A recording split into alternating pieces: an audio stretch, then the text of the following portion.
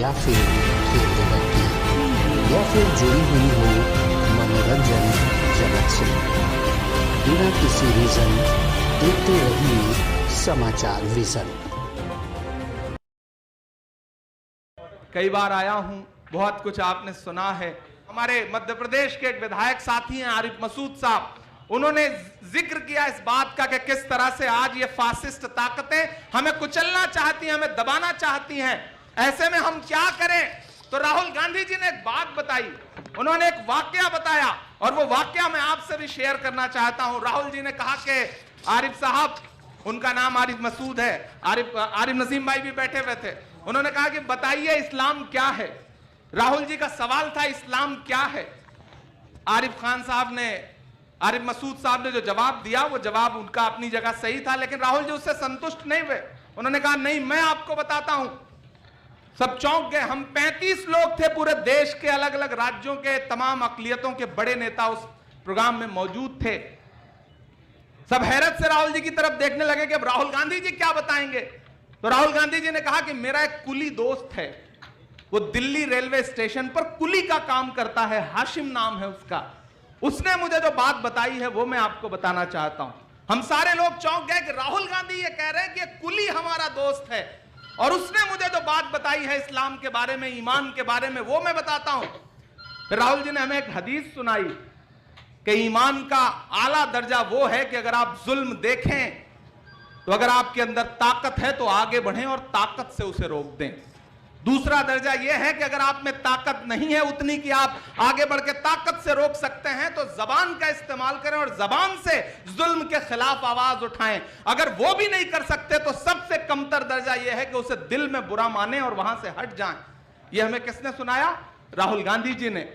मैंने सब कुछ एक किनारे रखा और शहर दर शहर, सड़क दर सड़क, गांव दर गांव जाकर के गलियों की खाक क्यों छान रहा हूं? क्योंकि राहुल जी की वो जो बात है ना कि आपके ईमान का एक दर्जा यह है कि अगर ताकत है तो जुल्म के खिलाफ ताकत से लड़ो, अगर ताकत से नहीं लड़ सकते तो जबान से लड़ो, और जबान से भी नहीं लड़ सकते तो दिल से बुरा मानो उसे। मैं उस बात पर अमल कर रहा हूं। यहां आज जो सरकार चल रही है, महाराष्ट्र वालों आप खुशनसीब हैं कि माहौल अच्छा है, वरना मैं तो उत्तर प्रदेश से आ रहा हूं। हमने देखा है लोगों के घरों पे चलते हुए बुलडोजर, मैंने देखा है एनआरसी मूवमेंट के दौरान 21 से ज्यादा बिछी हुई लाशें, चीखती हुई माएं, लहूलुहान सरजमीन मैंने देखा है। मैं लगातार लड़ रहा हूं। जब मैं मुरादाबाद में प्रोटेस्ट में शामिल होने गया तो योगी आदित्यनाथ की सरकार ने मुझे 1 करोड़ 4 लाख रुपए का नोटिस दिया। अगर हम आज खामोश रहे तो शायद कई नस्लों को खामोश रहना पड़ेगा, चुप रहना पड़ेगा। इसलिए मैं इस लड़ाई में आगे खड़ा हूं और मुझे खुशी है कि कांग्रेस अध्यक्ष सोनिया जी ने, बड़े भाई राहुल गांधी जी ने, प्रियंका गांधी जी ने मुझे एक जिम्मेदारी दी, मुझे माइनॉरिटी डिपार्टमेंट का नेशनल चेयरमैन बनाया। याद करिए असम में एक घटना हुई कि पुलिस की गोली से 2 लोग मारे गए, मैनुल हसन और एक और बंदा, और आप सब ने वह तस्वीर देखी थी कि एक फोटो जर्नलिस्ट मैनुल की लाश पर कूद रहा था और पुलिस मौजूद थी।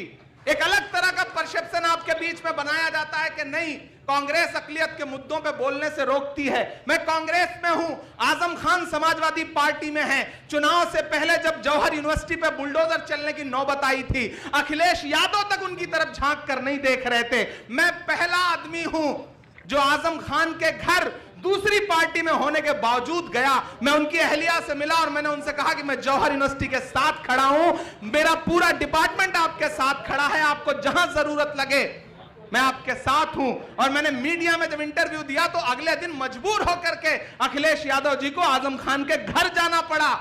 और जब मैं लौट के आया तो उस जिले की कांग्रेस की नेता ने प्रियंका जी को फोन किया और उन्होंने कहा कि इमरान साहब ने गलत किया, आजम खान की हिमायत में आए थे, हम तो आजम खान के खिलाफ लड़ रहे हैं। 3-4 दिन बाद जब मेरी प्रियंका जी से मुलाकात हुई तो प्रियंका जी ने कहा कि आजम साहब के घर गए थे। मैंने कहा हाँ दीदी गया था। उन्होंने कहा हाँ मुझे फोन आया था। मैंने कहा फोन आया रहा होगा। बोले तुमने बहुत अच्छा काम किया। जहां भी इस तरह का मसला आए पार्टी मत देखना, जुल्म के खिलाफ अगर किसी दूसरी पार्टी में भी कोई इंसान है और उस पर जुल्म हो रहा है तो वहां जाकर के खड़े हो जाना। मैं तुम्हारे साथ खड़ी हूं। ये गलत परसेप्शन आपको बनाया गया है। आपको बताया गया है कि कांग्रेस अकलियत के मुद्दों पर बोलने से जबान पकड़ती है। यहां अलीम मौजूद हैं। आप सबको याद होगा कि इंदौर में एक चूड़ी वाले का मामला हुआ था। चूड़ी वाले का मामला हुआ था। एक चूड़ी वाले को चूड़ी पहनाने के नाम पर आरएसएस के लोगों ने पीटा और अगले दिन मध्य प्रदेश के गृह मंत्री ने उसके खिलाफ कई धाराएं लगा करके उसे जेल भिजवा दिया। पहली बार ऐसा हुआ कि माइनॉरिटी डिपार्टमेंट के चीफ की हैसियत से मैंने उस समय जो वहां पे चेयरमैन थे उनको फोन किया और अलीम साहब मेरे पास आते थे और ये कहते थे कि मैं चेयरमैन बनना चाहता हूं। मैंने इनको फोन किया, मैंने कहा चेयरमैन बनना चाहते हैं तो जाइए और तस्लीम चूड़ी वाले के साथ खड़े होइए, उसकी जमानत कराइए, उसे बाहर निकाल के ले आइए। अगर आपने यह काम किया तो मैं पहला आदमी होऊंगा जो चेयरमैन बनाने के लिए आपकी सिफारिश करूंगा। और मुझे खुशी है कि तस्लीम चूड़ी वाले के केस में अलीम साहब आगे बढ़े और इन्होंने उसकी जमानत कराई, चूंकि खुद एडवोकेट हैं। और जब जमानत करा करके तस्लीम को मेरे पास लेकर के आए तो सबसे पहला आदमी हूं जो केसी वेणुगोपाल जी से मिला और मैंने अलीम को चेयरमैन बनाने का प्रपोजल भेजा और 4 दिन के अंदर अलीम मध्य प्रदेश के चेयरमैन बने। मैं लगातार लड़ रहा हूं क्योंकि लड़ना जरूरी है। हमारी कौम को भी लफ्फाजी पसंद आती है, भाषण ज्यादा पसंद आता है, बुनियादी काम करने वालों को लोग याद नहीं रखते हैं। मैं भी चाहूं तो मैं एक मिसरा सुनाता हूं, आप तालियों का अंबार खड़ा कर देते हैं, नारे लगाते हैं, लेकिन मैंने कुछ बुनियादी काम करने के लिए चुना है। मैं उस काम पर आगे बढ़ रहा हूं। अब मुझे आपका साथ चाहिए। माइनॉरिटी डिपार्टमेंट को जितना आप मजबूत करेंगे उतना इमरान प्रतापगढ़ी को मजबूत करेंगे, उतना कांग्रेस को मजबूत करेंगे। मेरे भाई, आज तमाम लोग आ गए हैं अकलियतों को यह समझाने के लिए कि नहीं कांग्रेस के साथ नहीं, यहां वहां। कांग्रेस ने क्या किया है आपके लिए? मैं बताता हूं कांग्रेस ने क्या किया है आपके लिए। जो आपसे ये कहते हैं कि कांग्रेस ने आपसे के लिए क्या किया है, उनसे कहिए वो कांग्रेस ही थी जिसने डॉक्टर जाकिर हुसैन को इस देश का राष्ट्रपति बनाया। वो कांग्रेस ही थी जिसने फखरुद्दीन अली अहमद साहब को इस देश का राष्ट्रपति बनाया। वो कांग्रेस ही थी जिसने मौलाना आजाद साहब को इस देश का पहला शिक्षा मंत्री बनाया। वो कांग्रेस ही थी जिसने आगे बढ़ करके रफी अहमद किदवई साहब को इस देश का कृषि मंत्री बनाया। वो कांग्रेस ही थी जिसने आगे बढ़ करके सलमान खुर्शीद साहब के वालिद खुर्शीद साहब को इस देश का पहला विदेश मंत्री बनाया। वो कांग्रेस ही है जिसने असम में सैयदा अनवरा तैमूर को असम का मुख्यमंत्री बनाया। वो कांग्रेस ही है जिसने बरकतुल्लाह साहब को राजस्थान का मुख्यमंत्री बनाया। वो कांग्रेस ही है जिसने अब्दुल गफूर साहब को बिहार का मुख्यमंत्री बनाया। वो कांग्रेस ही है जिसने गुलाम नबी आजाद साहब को कश्मीर का मुख्यमंत्री बनाया। और तो और वो कांग्रेस ही है जिसने अब्दुल रहमान अंतुले को महाराष्ट्र का भी मुख्यमंत्री बनाया। मेरे भाई, जो आपसे ये सवाल करते हैं कि कांग्रेस ने आपको क्या दिया है, उन्हें बताइए कि कांग्रेस ने अकलियतों को बहुत कुछ दिया है। आज प्रोपेगेंडा खड़ा किया जाता है, एक पूरी टीम तैयार है जो मुसलसल आपके बीच में आकर के ये कहती है कि आखिर कांग्रेस ने क्या दिया है। उनका जवाब दीजिए, उन्हें बताइए और माइनॉरिटी डिपार्टमेंट को मजबूत करिए।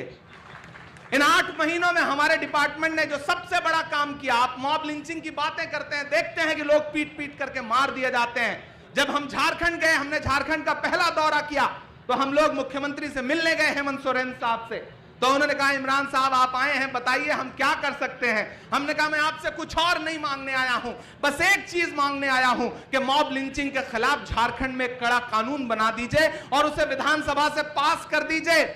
और आपको जान के खुशी होगी कि मेरे आने के 1 महीने के अंदर, लौट के आने के 1 महीने के अंदर झारखंड विधानसभा में मॉब लिंचिंग के खिलाफ ऐसा कानून पास हुआ है कि वो राज्यपाल के यहां से स्वीकृत होकर के आ गया तो शायद किसी की हिम्मत नहीं पड़ेगी कि किसी को सड़क पर चलते हुए पीट करके मार सके। ये कांग्रेस पार्टी है जिसने उत्तर प्रदेश में एक प्रयोग किया और एक नारा दिया कि लड़की हूं लड़ सकती हूं। मैं अभी वर्षा जी के हाथ में देख रहा था कि अभी भी वो बैंड जो है वो लगा हुआ है लड़की हूं लड़ सकती हूं का। कांग्रेस ने क्या कहा कि लड़की हूं लड़ सकती हूं, 40% टिकट महिलाओं को देंगे और प्रियंका जी ने दे के दिखाया। और उधर भाजपा क्या कर रही है कि अगर हिजाब पहन के एक बेटी स्कूल में जाएगी तो सैकड़ों गुंडे उसे घेर करके नारा लगाएंगे। नफरत की हर ताकत से मोदी जी की यारी है, शिक्षा के मंदिर के अंदर नफरत की तैयारी है। एक बेटी ने इनकलाब का हाथ उठा के बता दिया, एक शेरनी जाने कितने लंगूरों पर भारी है। कांग्रेस के झंडे में जो 3 रंग है वही इस देश के तिरंगे का भी रंग है, लेकिन भाजपा चाहती है कि उन 3 रंगों को बदल करके सिर्फ एक रंग कर दिया जाए। लेकिन कांग्रेस उनकी राह का सबसे बड़ा रोड़ा है, राहुल गांधी उनकी राह का सबसे बड़ा रोड़ा है। अपने पुरखों की तारीख पढ़ते रहो, हुक्मरानों की साजिश समझते हुए, जुल्म पढ़ते रहो, चीख पढ़ते रहो, मुल्क में तुम बराबर के हकदार हो, मुल्क में तुम बराबर के हकदार हो, कोई चींटी नहीं जो कुचल जाएगा, वक्त का क्या है एक दिन बदल जाएगा, एक बुरा वक्त आया है टल जाएगा।